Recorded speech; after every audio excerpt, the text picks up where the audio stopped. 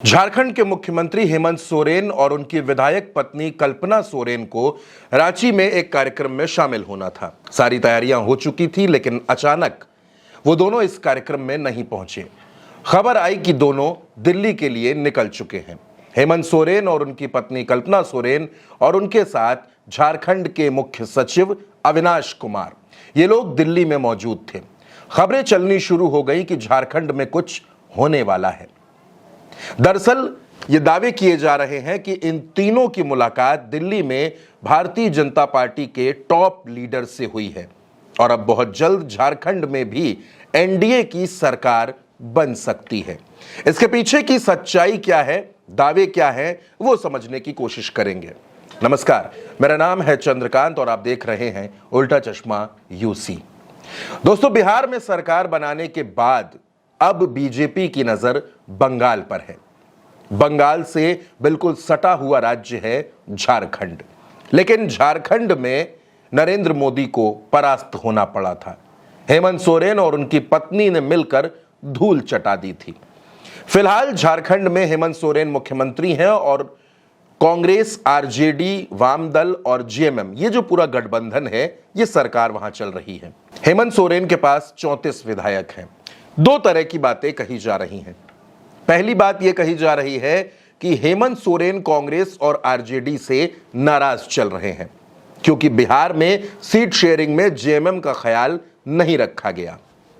दूसरी बात यह कही जा रही है कि झारखंड में मुख्यमंत्री हेमंत सोरेन क्योंकि ईडी की तमाम जांचों के दायरे में हैं, गिरफ्तारी की तलवार लटक रही है, इसलिए हेमंत सोरेन बीजेपी के साथ जा सकते हैं।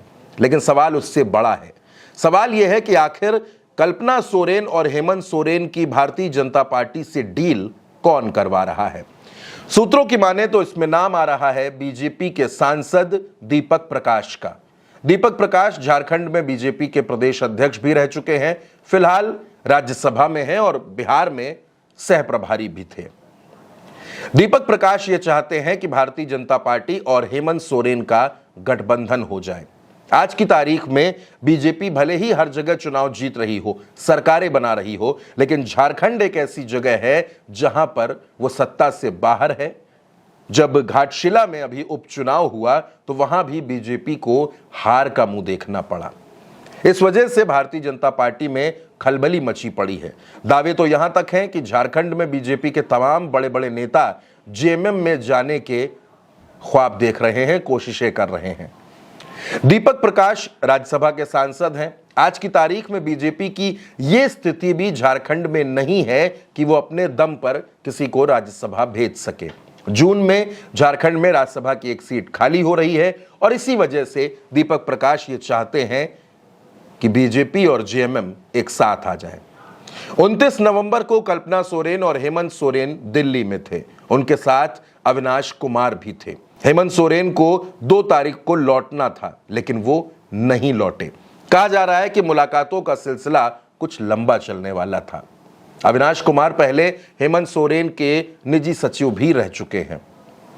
इस बीच आप इत्तेफाक कह लीजिए या कुछ भी, लेकिन झारखंड के राज्यपाल संतोष गंगवार भी दिल्ली पहुंचे थे। हालांकि वो अपने बेटे की शादी का न्योता अमित शाह को देने के लिए पहुंचे थे, लेकिन इसी साथ साथ इसी के बीच नरेश केजरीवाल पर छापेमारी चल रही थी। उनके कई ठिकानों पर, यहां तक कि रांची में भी छापेमारी चल रही थी। हेमंत सोरेन ये जानते हैं कि झारखंड को चलाने के लिए एक बड़े बजट की जरूरत है। झारखंड के ऊपर कर्ज भी बहुत है, कुछ बकाया भी केंद्र सरकार पर है। हेमंत सोरेन अगर बीजेपी के साथ आ जाते हैं, सबसे पहले तो नंबर गेम समझ लीजिए। झारखंड में हेमंत सोरेन के पास 34 विधायक हैं, कांग्रेस के पास 16 विधायक हैं, बीजेपी के पास 21 विधायक हैं और जो एनडीए के छोटे छोटे दल हैं उनकी सीटों को अगर आप मिला लीजिए तो उनके पास भी 3 से 4 सीटें हैं।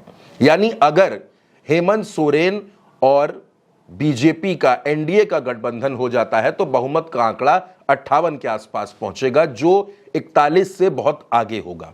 दूसरी बात, हेमंत सोरेन की पत्नी कल्पना सोरेन, आप जानते हैं, बड़ी शानदार नेता हैं, बेहद अच्छा बोलती हैं, लेकिन अब कल्पना सोरेन दिल्ली की राजनीति करना चाहती हैं और यह भी मुमकिन है कि अगर जेएमएम और बीजेपी का गठबंधन हो जाता है तो कल्पना सोरेन को राज्यसभा भेजकर नरेंद्र मोदी के मंत्रिमंडल में शामिल कर लिया जाए और फिर आदिवासी समाज जो है, जो बीजेपी से नाराज नजर आता है, उसको भी एक बड़ा मैसेज दिया जा सके। लेकिन मुश्किल कहां पर है? मुश्किल यह है कि हेमंत सोरेन की पार्टी का जो बेस वोटर है, जो आदिवासी समाज है, जो मुस्लिम समाज है, वो हेमंत सोरेन से छिटक भी सकता है। लोग इसके जवाब में एक दूसरा तर्क देते हैं कि यह गठबंधन जब तक चलेगा तब तक चलेगा और जब चुनाव आएगा तो फिर चुनाव अलग अलग लड़ लिया जाएगा।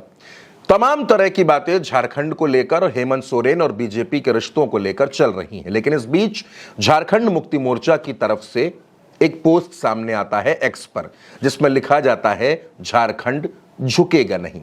अब सवाल यह है कि किसके सामने नहीं झुकेगा। जेएमएम की तरफ से इस तरह की खबरों का लगातार खंडन किया जा रहा है, लेकिन दूसरा वर्ग यह भी कहता है कि क्योंकि हेमंत सोरेन पर गिरफ्तारी की तलवार है, रुके हुए फंड्स हैं, राज्य पर कर्ज है, और इन सब के बीच अगर हेमंत सोरेन बीजेपी के साथ आ जाते हैं तो एक तो वो कांग्रेस से बदला भी ले लेंगे, दूसरी तरफ फंड्स की कोई दिक्कत नहीं रहेगी।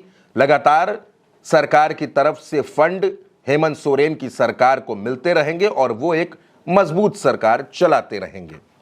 इन तमाम तरह की खबरों के बीच में फिलहाल इस मसले पर हेमंत सोरेन या कल्पना सोरेन ने कोई बात नहीं कही है, लेकिन इस तरह की चर्चाएं झारखंड से लेकर दिल्ली तक खूब चल रही हैं।